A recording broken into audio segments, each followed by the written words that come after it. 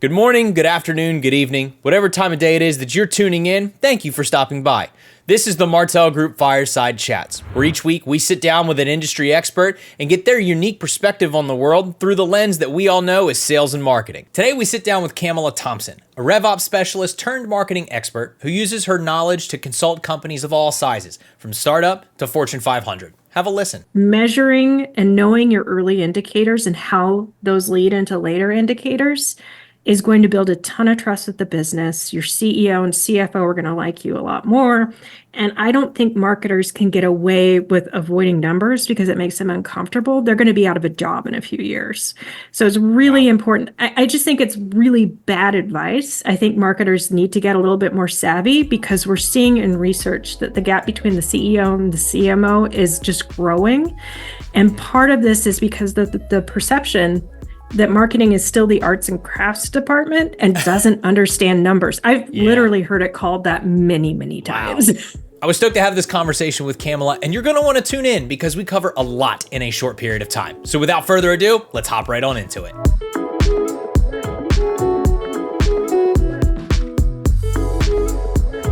Hey everyone, welcome back to the Fireside Chats with the Martell Group. I'm so glad that you came back and decided to give us another listen. Whatever platform you happen to be listening on, we're glad that you're here.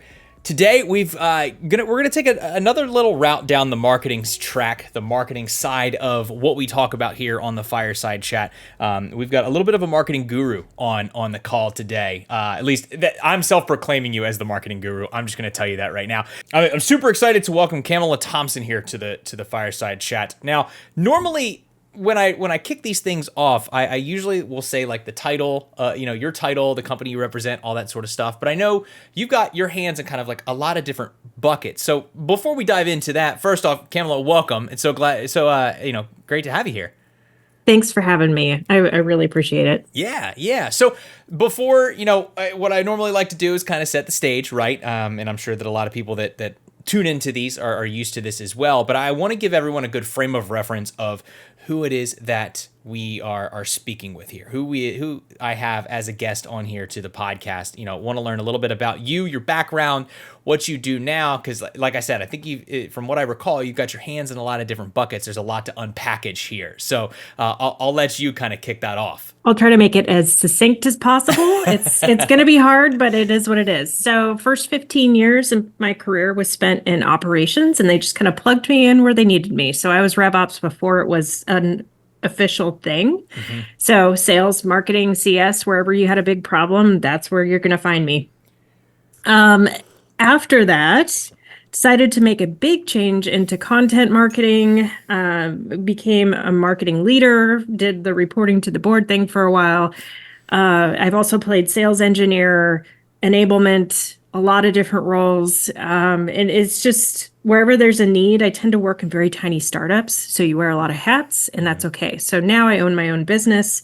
Primarily, I'm doing marketing consulting, but people talk me into revenue operations work every once in a while, particularly when it comes to prepping data for a solution like attribution. Gotcha. Okay. So there's definitely a lot of hats there, and it touches on pretty much everything that we aim to do on the podcast, right? Is kind of touch on all aspects of sales and marketing, and you've kind of got the best of both worlds. So let's kind of start towards the beginning of that side, right? Doing the RevOps side, before it was a thing, right? Like you said here, diving into the operational side, being more on the sales side. Was there anything in particular that got you into that? Was it something that you kind of fell into or you really enjoyed? What was that journey like? It's interesting. I was one of those people who couldn't really pick a major. I am very left and right side brain person. So I write novels. I'm an artist. Mm-hmm. I am also an analyst. So I started out in the data analytics side. It came pretty naturally to me, fortunately.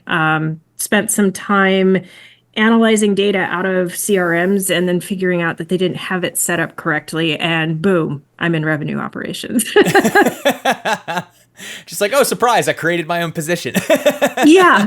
They're like, why don't you just do this all the time? And I'm like, well, that kind of sounds fun. It was for 15 years and then it wasn't, but it's fine. So that was kind of going to lead me into the next part of your journey, right? Is you did that for 15 years. And then was it like like a burnout type thing, or like, Oh, hey, yeah. I'm just not interested in this anymore? Like, where did that switch come from? Yeah, yes, to all the things. The interesting thing about revenue operations, and this is still true today, I'm hoping it'll change, but there really isn't an executive track.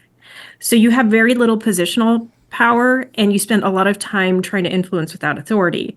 Sure. And if you're new to an organization, a lot of times if you need a better salary title, unfortunately, more often than not, it involves moving to a different company. And then you have to start from ground zero, establishing your expertise, and that's extremely frustrating. So, really thought about it for a good while, decided to try to get on the executive track. That really does help establish authority immediately. Whether or not you keep it is up to how you handle things.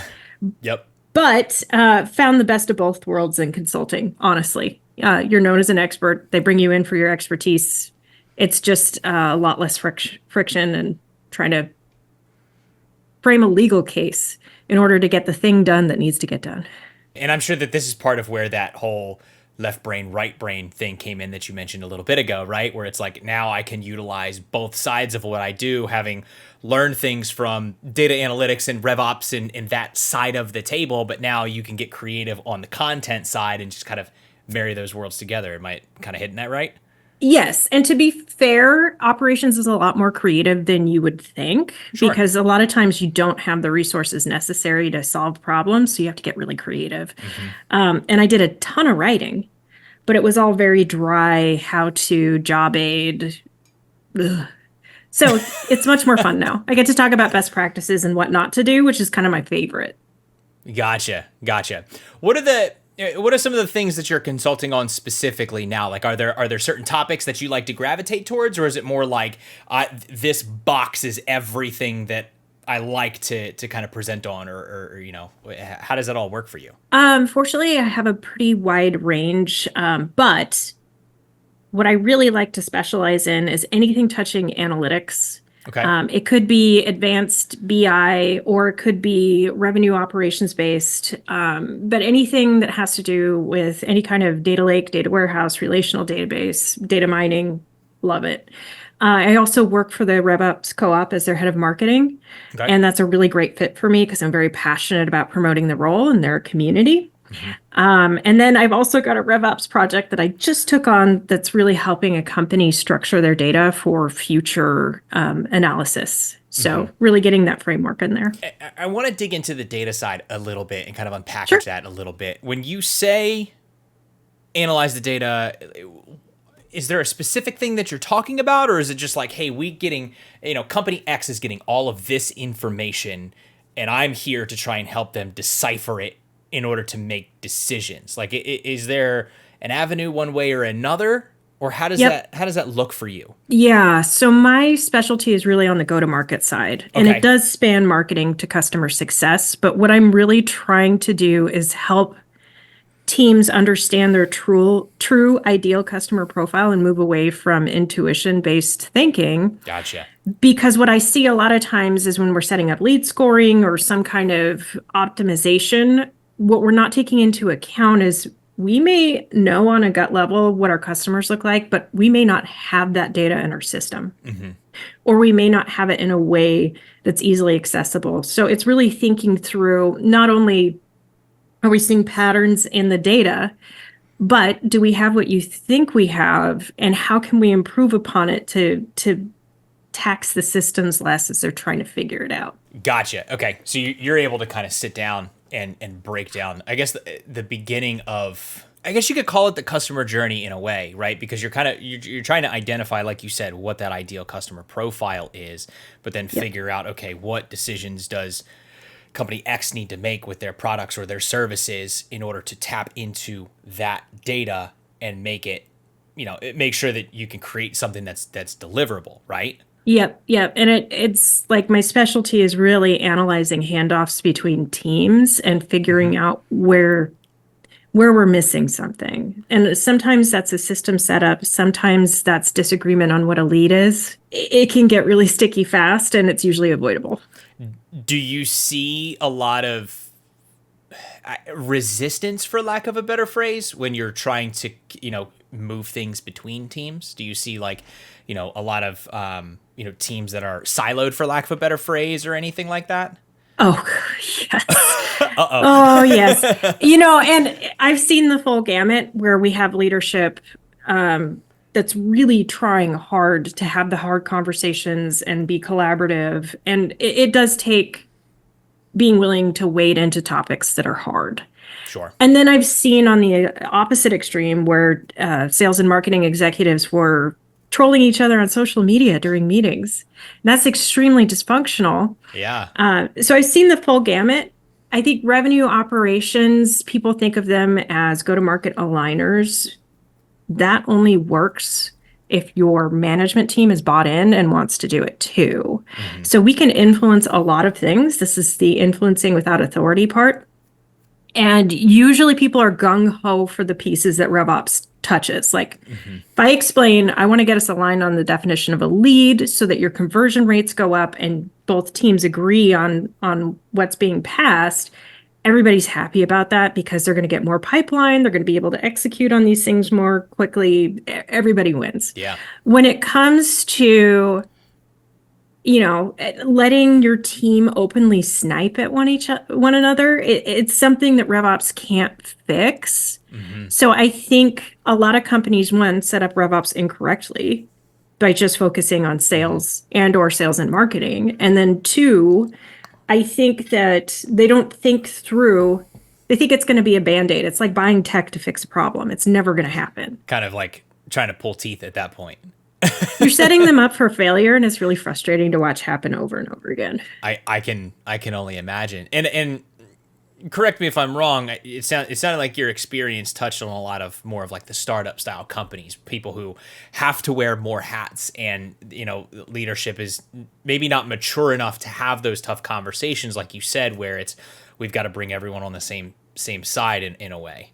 Well, it's funny. I've also worked for Fortune 100 companies, and okay. They're also extremely siloed, but it's usually for different reasons. They're just so large that you don't have the same need to be talking to one another all the time, or at least you don't think so. And it's much harder to get these really large organizations to change because what they've been doing has worked for so long. Yeah. So it's a different flavor of the issue, but they're still pretty siloed. For the startup side, though, what sort of advice or what sort of, for lack of a better phrase, like fixes or recommendations would you give? Not to, have you give away free advice or anything like that, but what are just some like high level things that you would ask maybe like a leadership team to look out for in a startup to make sure that we're not butting heads and things of that nature? Now, the social media side is probably really easy. It's like, hey, don't do that. But, for the actual internal things that make the company run, what are you communicating to these folks? So at Caliber Mind, the one thing I'm really proud of is how well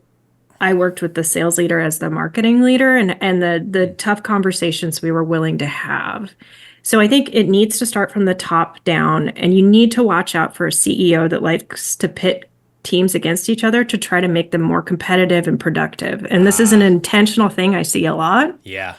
It doesn't work because all of the departments are so entangled now in the duties they perform. So a lot of sales activity is actually marketing activity. And in order for CS to do their jobs well, marketing has to be on board with what they can actually do and not over promising. Mm-hmm. So first of all, it's just really important to have the right mentality from the top down. Yeah. And for CEOs that come from we scale using sales, we don't invest in marketing, that's just not working anymore because your buyer preferences have changed. Mm-hmm. You need to keep in mind that most people want to do most, if not almost all, of their decision-making online.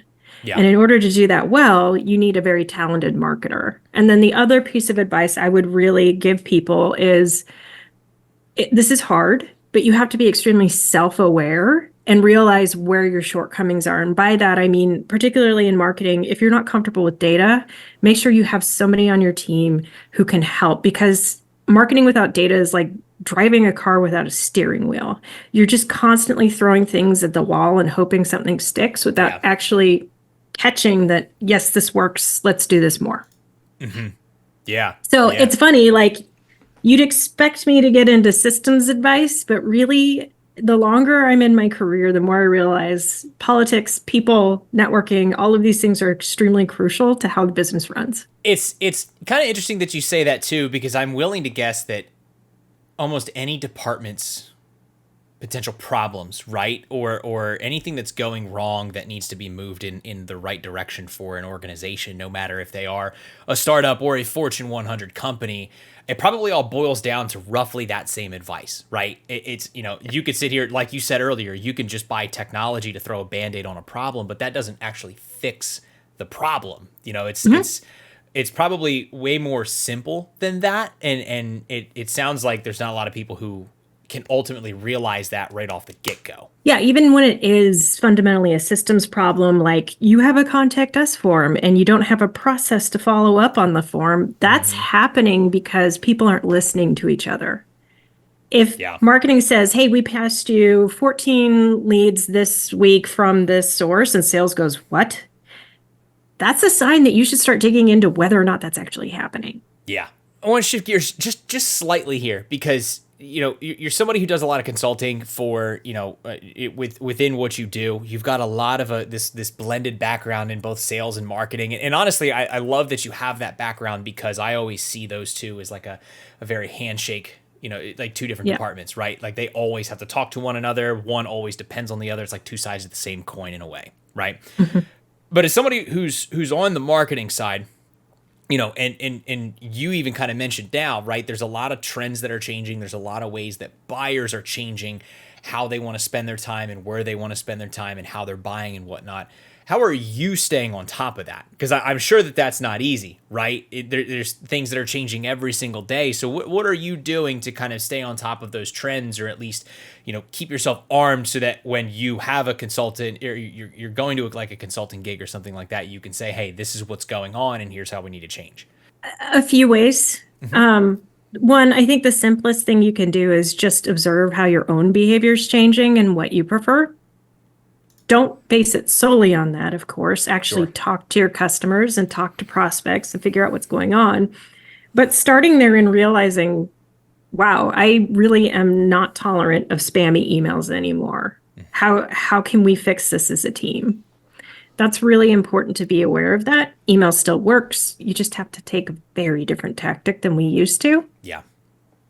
I'm a big believer in just observing things that have changed, and like robocalls and phone calls and how resistant I am to speaking on the phone anymore. I'm not representative of everyone, and I know some people aren't like that, but I am fairly representative of a very technical buyer, and I need to pay attention to that and then go confirm it with our actual buyer base. And I'm sure that this is where a lot of that, we go back to the data, right? The data comes back into play to say, okay, here's how I feel. Here's how maybe my immediate team feels. Let's see how reflective this is. And then we can start making decisions on how we're pushing things to market and whatnot. And I'm wrong all the time, but that's where the data comes in. And I could say, I like to put training wheels on each experiment and say, if this thing starts going in this direction, we need to pivot. And I think that's what's really important is you can try all the things you want. And I think it's frustrating for CEOs and CFOs because they think marketing doesn't know what they're doing when they change things a lot. They think if you find the one thing, that's the magic thing. That's not how this works. People are on different social platforms at different times. They're doing different things. Different things appeal to them. We actually have to be doing this all the time. But if I can base that in data, and I can point to pipeline moving in the right direction, usually you get a lot of latitude that way. On the topic of advice, now we talked about this last week, when we got a chance to kind of meet each other and stuff like that. We talked about the potential for bad advice. So we are getting into this age, and I think about this on a content side of things because it's a world I live and breathe every day, in analyzing platforms like Instagram and TikTok and seeing how ads are being used and whatnot, seeing the rise of influencers, right? I'll use that term very openly. You kind of mentioned last week how there's a lot of bad advice that's being put out there right now because people have these open platforms to be able to give those, whether they're good or bad advice. They're putting this out there into the world, and it's just not it, for lack of a better phrase, right? Mm-hmm. So what's kind of your I guess, what are the things that like marketers should be looking for, and how do you know when something is bad versus good advice? Like, is there a tell from people, or is it more like, is it deeper than that? What's that look like? So I think what's difficult is a lot of the bad advice is stuff that people are recycling from 10, 15 years ago. And if Okay. you haven't been around very long, you don't necessarily catch that there's a reason why we stopped doing that thing that they're suggesting. So Sure. as an example, and I'm not going to name names or anything, but asking where people found you using a raw text field. And that's Okay. it. That's it for attribution. There are a lot of problems with that. Mm-hmm. First of all, that's something we started doing 10, 15 years ago because we didn't have any alternatives. And we discovered really, really quickly that people spell things 20 different ways. It's extremely difficult to analyze unstructured data. Is there usefulness in asking this? Absolutely. Should you do it? Probably. I don't know. Like, it depends on how many fields you have and how much friction you want to introduce to your buyer process. Mm-hmm. You could ask them over the phone while you're talking to them. You should ask. You should ask. Yeah. But if you have a 9-month sales cycle, 6 to 9 month sales cycle, the chances that that one thing was the thing that they noticed first or the thing that convinced them to reach out to you is very low. So measuring and knowing your early indicators and how those lead into later indicators is going to build a ton of trust with the business. Your CEO and CFO are going to like you a lot more. And I don't think marketers can get away with avoiding numbers because it makes them uncomfortable. They're going to be out of a job in a few years.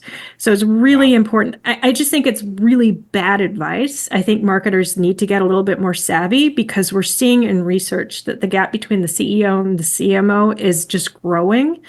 And part of this is because the perception that marketing is still the arts and crafts department and doesn't understand numbers. I've literally heard it called that many, many times. You hit a topic for me because I just went. Yeah, and it's funny because like I don't think I've ever even thought about referring to a marketing department in that manner. But the fact that there's still people out there who would call it that, it's like, yeah, marketing does a lot more than just design pretty things, right? You know, it goes so much deeper than that. With the bad advice, I'm just randomly curious, is that the worst advice you've heard from somebody who's giving bad advice? Is there anything that like tops that, where as soon as you heard it, you're like, yeah, no, this person needs to be like thrown off the internet? Well, yeah, I think because this person has, when you have really high video production quality and, you know, you're smooth talker, I'm not a smooth talker, so you should listen to me. That's what I'm saying. I'm kidding. I think what makes me really nervous isn't so much the advice, because I've heard a lot of bad advice. Mm-hmm. It's the production value and the number of followers that glom onto it. And that's what makes that particular advice so dangerous, is I hear it regurgitated a lot.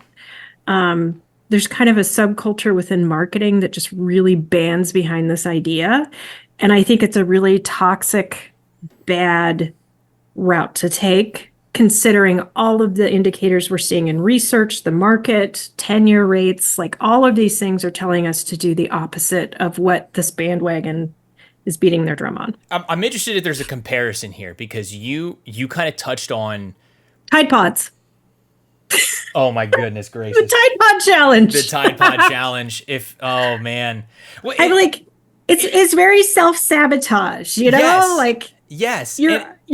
I draw this parallel to content all the time, but like I find it very interesting because like I am certainly not an expert in content direction or anything like that, but you can tell when trends start to happen when you hear one thing and you don't know whether it's good or bad, but then you hear a lot of people starting to repeat that kind of in their own words, right? Is that kind of the same thing that happens like in the marketing space too? Absolutely. Absolutely. And a lot of times people hang on to it for a lot of different reasons, and they're all like emotionally based.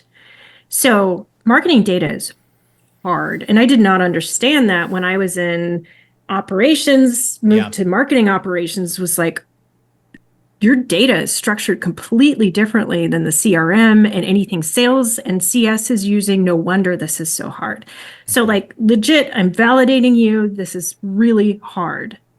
We have to do hard things and you can't run away from those things. So when somebody's offering something that seems simple, it's really tempting to hang on to that because we're uncomfortable with the alternative.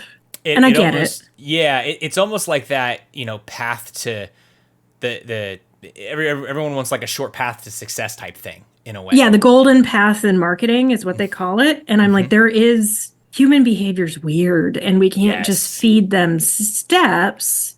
We need to be prepared for wherever they're meeting us. It's just, you can't. Yeah, that's such a great way to put that, honestly, because you have to plan 2, 3, 4, 5 steps ahead to understand, it's not just going to be like this beeline path. There are trajectories to this.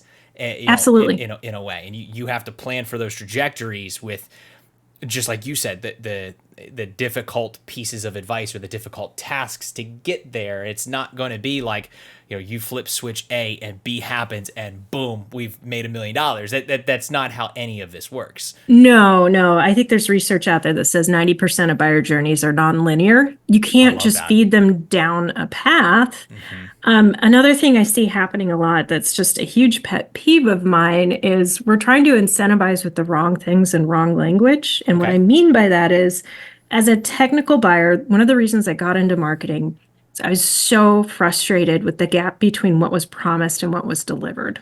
Ooh, okay. So this company value, your mission statement, I am tired of seeing it be extremely aspirational and not something that's actually executed.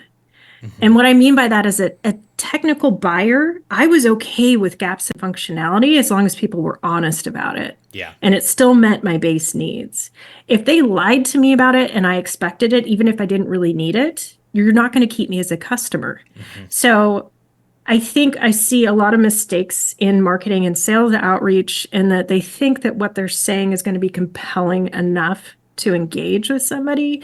No, we don't trust you anymore. I'm sorry. We're going to go to G2. If you have content from there, great. We're going to talk to your customer base. And we're probably not going to trust the person you put in front of us. And we're going to find somebody in our network to talk to. But starting with somebody that you've gotten to give a testimonial is a lot better than you just telling me you're the greatest and you'll save me time and money, because everybody says that. From what I've observed, now I could be wrong here, but this is just my own personal observation, is that I've heard of a lot of marketing teams out there, I've heard of a lot of like sales teams out there who are, promising the moon, right? They're promising like the A team, like this is what you're going to get from us. This is the service you're going to get from us. This is the ultimate package. This is everything that we can offer. And then marketing comes in, or internal AEs come in, and then they get served the B team, essentially, right? Where everything that was promised is not there, or it's not going to be there for 12 months when the client expected it maybe in 3. Yeah, I think we've all experienced that, whether it be with consulting or a product or anything along those lines, or they sell us something that's not on the truck yet, that's on the aspirational roadmap and it may never actually happen. Absolutely. It sounds like that goes back to the conversation of the siloed departments. Absolutely. Right. Being able to go back and say, okay, we need to sit down and have like a come to Jesus moment, right? And just kind of say, okay, here's where all of these things are. Here's where we need to meet the customer. Here's the data, right? Just put all of that on the table and say, let's figure this out. Right. And as a marketer, I've been pressured by the board to make up stats. I've been pressured by the CEO to talk about things that I know aren't going to, you've failed me on the product roadmap a few times. I'm not trusting that this is actually coming out in 6 months. Yeah. It's up to us to read the tea leaves and figure out, if I promise this right now, people are just going to get angry. So why would I do that to us? Yeah. Let's find some stuff that's based in fact, that sell what's on the truck now. As a technical buyer, that's just what I think should be expected and done. Yeah. The other thing, speaking to your silos, the other thing that really frustrates me is marketing and customer success don't talk to each other enough. customer success is dealing day to day with what's sold versus what they can do. And we need to bridge that gap. The other thing that going back to data, ideal customer profile analysis should always include looking at not only your customer base, but your churn. What are the profiles that churn the most? And see if you can identify a pattern, because I've been pressured again as a marketer. We had somebody in support who was really advocating for the most complex customer possible because they thought they kept them the happiest. Well, those are the most expensive to maintain. Yep. So do we really want to aim for that as a business? It's like the Ford versus Ferrari conversation. Right. Getting alignment on what you're actually selling and what the market actually wants is extremely critical to happen across all the teams. I'm kind of curious looking ahead now. What are some things you're looking forward to in the marketing space? Are there any upcoming pieces of tech that you're looking forward to, or any upcoming pieces of research or data or ways to analyze things? Anything that's changing that's upcoming that you can kind of foresee, or do you tend to be a little bit more on the reactionary side because you have to watch it develop in a way? I can't be reactionary. I kind of have to run out there. And what I like that I'm seeing is that we're taking a lot of notes from B2C and incorporating that into B2B marketing. So we're talking to people now instead of companies for the most part. Not everybody, but the companies I love to watch in the market have figured that out. I think generative AI is great. Hear me out. If you just type a prompt in and you get a bunch of garbage in response, you haven't trained it. So it actually takes way more data than you think to train these models. But I've been using ChatGPT, the latest version, and I'm going to upgrade the minute the next one is out because it's better by leaps and bounds. I have clients all over the world, and it can mimic the voices of those clients if I give it enough writing and information to analyze. So if you're not staying on top of things like Opus and ChatGPT and all of these tools that can help us do things a little bit faster, you're behind in terms of being competitive in the market.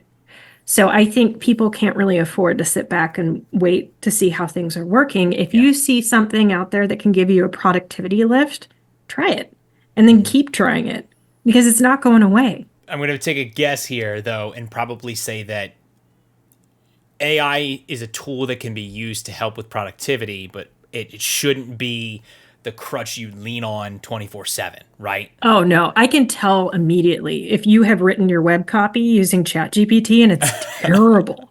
Don't do that. You still need a human. I'm sorry. I hear a lot of people saying you should never hire another content marketer again, and that's BS. It's crap. You can't, no, it doesn't read as human. You need some oversight. Can you get away with starting with ChatGPT as a baseline? Yeah. Should you edit it? Oh, yeah. Oh, yeah. We're not there yet. We might be there eventually, maybe not, but there's still a human element that is just missing. And we tell our folks the same thing at Martell is to say, you can use ChatGPT as a baseline. I actually just made a training video on this for us. Use it as a baseline and train it, right? Train it to, by asking a multitude of complex questions or simple to complex questions so that you can get it to understand how you're thinking. But whatever it spits out, you still need to run through that with a fine-tooth comb. Absolutely. Because you can, and you just said it, right? You can very clearly tell when something is used from AI, word for word, and when something, isn't, or when something has been kind of massaged over to seem more human or to seem more personable to whoever is kind of reading that. Yeah. And you have to keep in mind that it's using what's already out there, and what's out there is very hit or miss. Yeah. And I know the percentage of QAnoners out there is high enough that we probably all know one, and there's confirmation bias, and you can find what you're looking for. ChatGPT is kind of the same thing where you have to use a lot of critical thinking when it comes to, should I use that stat or not? I'm going to go make sure that tell me your sources. I'm going to go, if it's McKinsey and Company, sure. McBain, sure. If it's some random Quora answer, no, I'm not going to use it. There's so many times where I've gotten even stats like that, trying to write like a copy or something, and it's like, absolutely. That's probably not true. Like, it's probably some, armchair keyboard warrior who claimed that and now 30 other people copied it. It goes back to the whole content thing, right? People gravitated towards that, thought that was the golden path to success, and that's not true. So, here we are full circle. And job hunters, don't use it with your resume. Don't let it just enter stats in there, because you're going to get a lot of questions you probably can't answer, and it's going to look really bad. Ooh, I've seen that a lot too. That's a good piece of advice right there. Now, I know we're kind of coming up on time, and honestly, I would love to sit here and chat for hours and hours, because it seems like you've got just so much knowledge locked up in there, and I love, how fired up you're getting on certain topics and stuff like that. But in the interest of time, I want to make sure that we kind of get everybody in and out of here.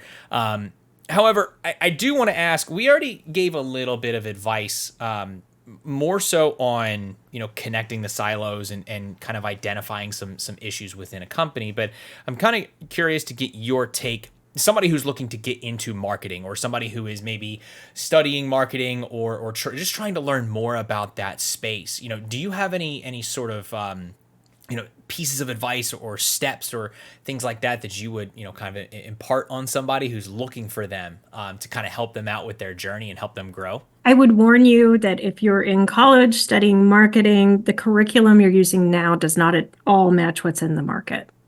So as soon as you get in the market, attach yourself to people you respect and admire and use them as mentors, because you're going to learn so much more from that than you will in school. It's just how it is. Mm-hmm. I didn't study marketing in college, but I had a lot of that same advice on some of the business stuff that I did study, right? Yep. And I found that held very true, because what I studied, 12 years ago now at this point, right? What I studied 12 years ago has definitely changed, over the past 12 years. It even changed 3 years after I was out of college. So absolutely. I love that piece of advice. And honestly, I think that's a great way to kind of wrap some things up here and sign off and everything like that. So again, this is Camela Thompson, an absolute, like I said, a guru, right? I think you're a guru. I think you've got a lot of knowledge locked up in there. You've got your hands in a lot of different places and a lot of expertise to kind of, get out there into the world. So I really appreciate the conversation today. I think this was really, really insightful, and